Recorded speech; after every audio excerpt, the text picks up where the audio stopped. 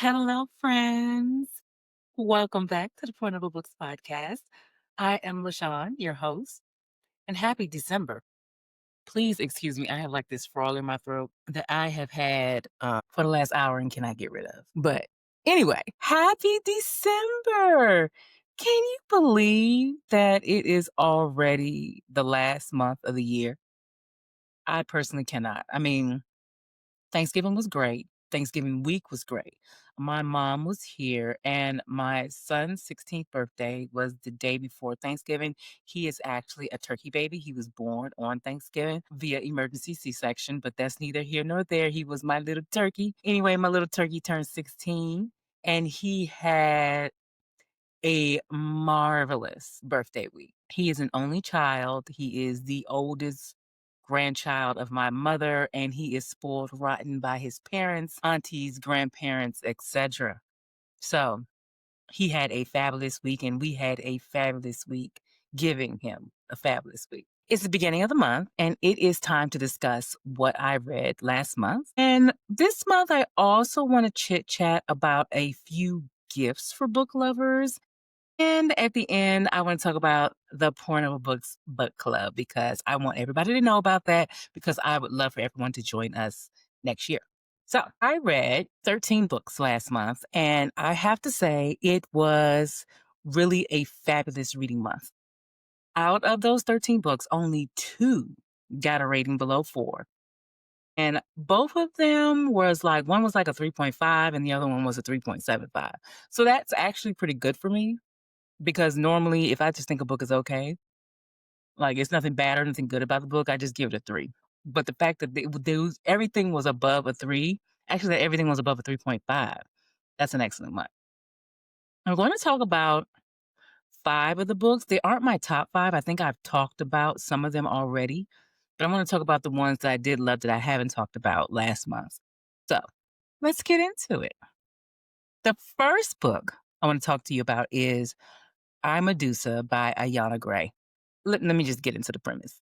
Anyway, Medi has always felt overshadowed by her immortal family and longs for a life of her own. When Athena, the goddess, invites her to Athens to train as a priestess, she finally finds purpose and power until Poseidon's unwanted attention shatters her future. Wrongly punished for a crime she didn't commit, Medi is transformed into Medusa. Her locks, yes, Medusa in this story is black. Her locks are turned into snakes, and forced to rebuild herself, she embraces her new identity as a survivor and as a symbol determined to reclaim her story from the gods who tried to destroy her. My thoughts. As a lover of Greek mythology, I could not initially wait to get my hands on this book. Medusa has always been seen as a bad character, one to be defeated because, everyone knows how the story ends. Perseus cut off her head. She could give you a look and her hair was snakes and her eyes, one look from her eyes could turn you into stone and basically kill you. There are many, many versions of the origin story of Medusa, and I was interested to see how the author would interpret her in this book. I enjoyed this. I enjoyed the background. I enjoyed the way this story flowed about how Medi became a priestess and ended up cursed to be Medusa. And the buildup was very well done. Even when she became Medusa, how she gained her independence and how she took back herself. I was invested in her journey, even though you know how it ends. I enjoyed it. But I will say, the reason this book did not get a 5 for me is I enjoyed this book up until the very end, but the ending felt abrupt. I felt like she had reached like this good point, this good place, and then it ended. Or her story ended. Her side of the story ended, you might want to say. It continued on, like we learned what happened after, but it was through her sister's eyes, and that kind of threw me. It was just not my favorite way. But despite that, I gave this 4 out of 5 stars. I think I took off because of the way it ended. Otherwise, this was an excellent book, and I highly recommend it. The next book that I read last month was Blind Date with a Werewolf by Patricia Briggs. When deadly werewolf Aesel is gifted with 5 blind dates by some anonymous friends, His reclusive life will never be the same. Dear Aesel, I can't, I have to just give you this part. Dear Aesel, this is on the back of the book. We are worried about you. A werewolf alone is a sad thing, especially at Christmas time. So we have a challenge for you. 5 dates in 3 weeks. We have taken the work out of it and connected you with 5 people from online dating sites. You should also know that we have informed the pact and instigated a betting pool. Have fun. Sincerely, your concerned friends. This also includes 2 all new stories as well as 3 previously published stories. My thoughts. I am what you might say call a rabid fan of Patricia Briggs' books about the world of Mercy Thompson, which this book is a part of. I will literally read anything from this universe, including this book of short stories, even though I personally hate short stories, yo. Aesel, whom this book features, has always been one of my favorite characters in the series. So I was delighted, to say the least, with this set of stories and with the ending, which it was the perfect little journey back into the world of Mercy Thompson, and I cannot wait for the next Alpha and Omega book and the next Mercy Thompson book. I believe there's no word of a Mercy Thompson book, but I do believe that next year she has an Alpha and Omega book, which Aesel is a bigger part of that universe in. So I'm looking forward to that because there were some loose ends in the last book that I really want to follow up with. However, I'm going to be honest and say I would not recommend this book to anyone to start here with this exact book unless you have read the rest of the series. Specifically, like I said earlier, the Alpha and Omega part of the Mercy Thompson universe, which is where Aesel is a main character. It will help your understanding and ultimately your enjoyment of this book if you have read that series. That's what I'm going to say about that. Again, I gave this also a 4 out of 5. It was excellent. I had a good time. The next book that I read that I want to talk about last month was Slave to Sensation by Nalini Singh. The premise: in a society where the Psy are forbidden from feeling anything, Asha Duncan hides the emotions that could doom her to rehabilitation, a complete psychic erasure of herself. Lucas Hunter, sensual changeling Alpha, is driven to uncover the side responsible for murdering women in his pack. Using Sasha as his way into Psy society, he expects an unfeeling ally until he discovers the fire that she fiercely suppresses. As war looms between their races, Luca and Sasha are drawn to each other in dangerous forbidden bond. To survive, they must choose between loyalty to their worlds and a passion that could destroy them both. I am literally obsessed with Nalini Singh's Guild Hunter series. I think I've talked about it before, which is unfortunately coming to an end next year after 20 books. It is, I guess, going to be a natural conclusion because I can see one of our main characters has done what he was supposed to do, and I guess it is time to end it. But anyway, so I had heard that her other series, this one, was just as good, so I decided to start it. And yes, it is so good. So good that I ordered the next 5 books in the series off of Thrift Books. And I got them, they came yesterday. This series started in the early 2000s also, so there are a lot of them, just like there were of the Guild Hunter series. I am currently in book 2, and yes, I love it. I will say that it is more in line of how romance novels were written in the late 90s and early 2000s. And if you have read a romance novel from the early 2000s, you'll understand exactly what I'm saying. But that doesn't mean there's anything wrong with it. It's just a little different than romance novels read now. But it is excellent. They are excellent writing, excellent story. And for me, with books like this, I love that there is another story besides the romance. I love romance novels, but I grew up reading romance novels that also had a side plot that was just as important. So I'm loving these books. And I gave this one a 4 out of 5. And that is why I am currently on book 2. I think I'm like 60% through it. It's good. Anyway, the next book that is on my list that I read last month was Sounds Like Love by Ashley Poston. Arc. one of LA's most sought after songwriters, has lost her ability to write. Hoping to find inspiration, she returns home to Vienna Shores, North Carolina, only to discover everything is falling apart. Her best friend is hiding something, her mother's memory is slipping, and her family's music venue is closing. Then Joni begins hearing a half formed melody and the irresistible voice of a musician who shouldn't exist. When a very real, very guarded man arrives claiming the same haunting song, they must finish it together and confront the secrets and unexpected connection binding them. Oh my God, y'all. I loved this book. It was so sweet and so heartbreaking and so lovely all at once. This is like, I think, my third Ashley Poston book.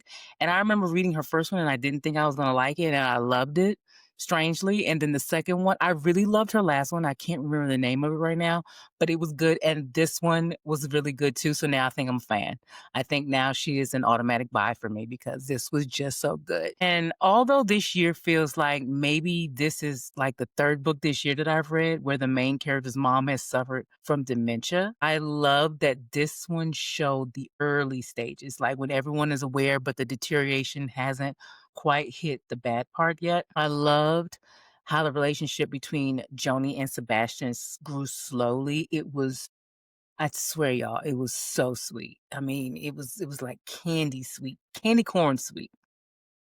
I gave this a 4.25 out of 5. I don't know exactly what the point 25 was for, but hey, I mean, it was a good book. I recommend. And the last books that I want to talk about is the Wolf King series by Lauren um, Pau Pau Raymond. This is really 2 books because I read both last week during the Thanksgiving break, but the main premise can come from the first book. So let me tell you about it. On the eve of her unwanted marriage, Princess Aurora secretly visits a brutal dogfight where imprisoned werewolves battle for entertainment. When she impulsively saves a young wolf, she draws the attention of the ruthless Alpha and upends her fate. Soon after, Aurora is kidnapped, igniting a war between humans and wolves. But as she confronts her captor, forbidden attraction sparks between them, blurring the line between enemy and ally and threatening to unravel everything she's ever believed. Okay, listen, I'm obsessed with this series. If you have ever seen the series Outlander or read the book, Outlander, think Jamie Fraser accent, especially if you listen to the audiobook on this one, and surroundings like the Highlands, with an Akatar, a quarter of thorns and roses, but instead of fairies, it's werewolves and alphas.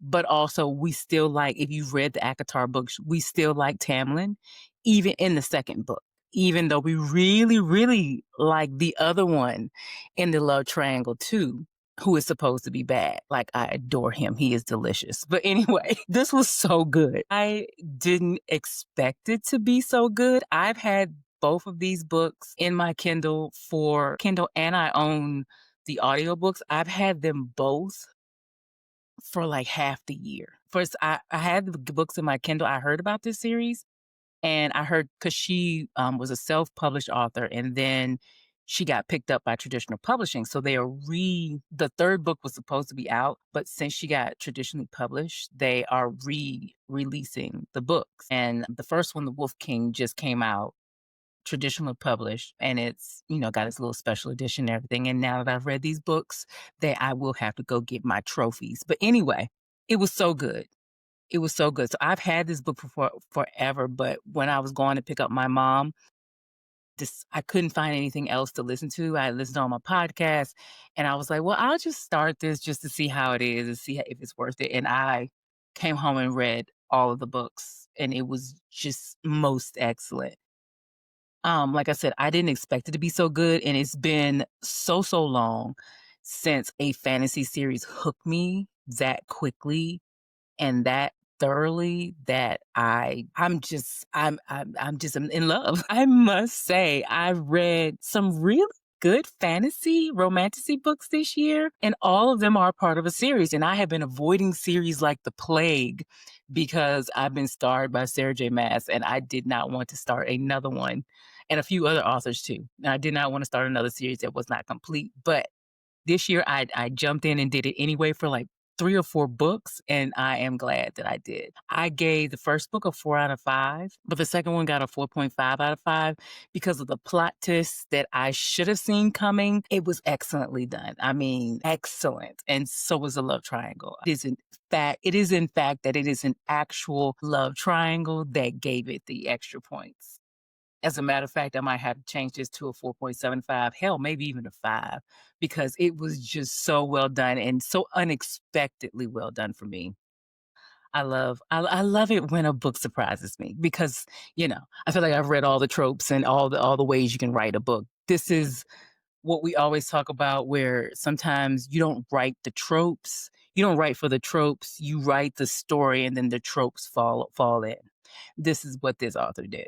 So if you're into romantasy at all, check out this series. It starts off a little slow. I will say that. And I was a little annoyed by Aurora in the beginning because she's very naive, but it's worth it. It really is worth it. Anyway, so now that we've talked about that, let's go ahead and talk about bookish gifts because it is December, friends, and your bookish friends want gifts. As a book lover, I know that sometimes people get caught up in what exactly to get us for the holidays. It's really not that hard. We want books. We want something related to books. We want something to help us read more books, or we want something to hold all of our books. It's really, we are simple, we are easy to please. So I've got 5 things that I always recommend that work for the book lover in your life. Number 1, a gift card. Literally, you can never go wrong giving your book loving loved one a $25 gift card to their favorite bookstore. You can go to their local bookstore, their neighborhood bookstore. You can go to bookshop.org, or you can just give them a general Visa gift card and tell them in the card to go to the bookstore. Go forth and read. They will be happy. I promise you. I promise you, you can't go wrong. The second gift that I always recommend is Libro FM audio credits if you have a book lover who loves audiobooks. I am that person, by the way. Anyway, so that is always a good, and Libro FM is always running like specials where they will give you like bundles. So I'm going to put a link in the show notes for that. Okay, so for the third gift, I'm going to suggest for the physical book lover, book reader who likes to read before bed or in bed, I'm going to suggest my favorite little book light. Got it right here. See, it is so cute. It is so small. And you can change the color of the light and the strength of it. See, it comes on, the strength of it. You can change the color of it. It is fabulous. And it literally just, let me see, clips on to your book and your page, and you can have it in bed. It is awesome. Really, it is. The next thing on my list is a Kindle page turner. Listen, don't knock lazy reading. It is lovely just to click and your page turns. Yes, it's also as easy as a swipe, but listen, trust me, the Kindle lover in your life will love this gift. It is fabulous laziness at its best. My last thing that I want to suggest is a self-heating coffee mug because sometimes, I know this from personal experience, you get so caught up in a book that your coffee or your tea gets cold. And who wants a cold beverage while sitting under a blanket in a cozy chair on a cold, autumn winter day while you're trying to read a book? You're not cozy anymore with a cold drink. You know what I mean? So it's perfect. It is really perfect gift. And I'm going to leave the link to all of those gifts right underneath in the show notes so that if you like them, you can grab them. Trust me, you'll be loved. Anyway, I hope one of these gifts is perfect for the book reader in your life or something to add to your own Christmas list. I personally have the coffee mug on mine. And that's all I'm going to say about that. The last thing I want to talk to you about today is the 2026 Pouring Over Books book club theme for next year. Next year, we are reading the late, great Toni Morrison. We are reading every standalone book of fiction she has written in order of publication. So starting in January, we will be reading The Bluest Eye, her first book. It's a hard one, always on the banned book list, but it is also considered her easiest to read, even if the subject matter is very hard. Anyway, The way the book club works is that at the beginning of every month, I will send out information about the book and what sections, pages, or chapters we need to read per week. Usually have a month to read the book. Each week on Substack, I do lead a discussion on the portion of the book that we're supposed to read. You can choose to participate. It works better if we all participate because we are in community.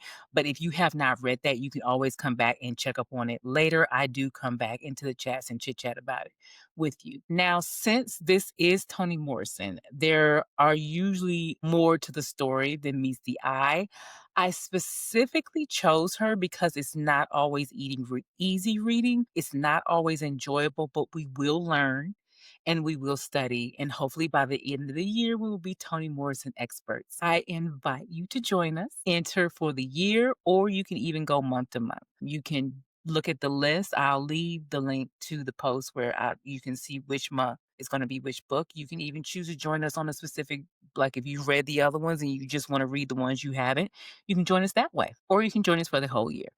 Either way, for the month of December, to get 25% off membership, the link will be in the show notes, and I really, really hope to see you all there next year. Okay, friends, that is all for today. I will be back next week to discuss the Goodreads Choice Awards. I think the results come out this week, at the end of this week, or else I would have held this for a while, but we'll talk about it next week. I have thoughts already, and the winners haven't even been announced yet, but I'm going to use these last few episodes of the year to discuss some bookish things that the book community, I feel like, needs to reckon with because it's literally getting out of control, y'all.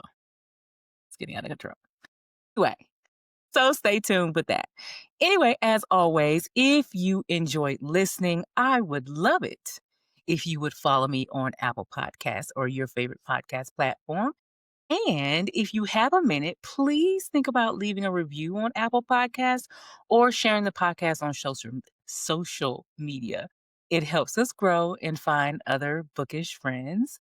If you'd like to connect with me, you can email me at portablebookspod@gmail.com. And you can also connect with me over on my Instagram at LaShawn Wiltz or on TikTok at the same name. Thanks again, friends, for listening. I will talk to you later, friends. Bye.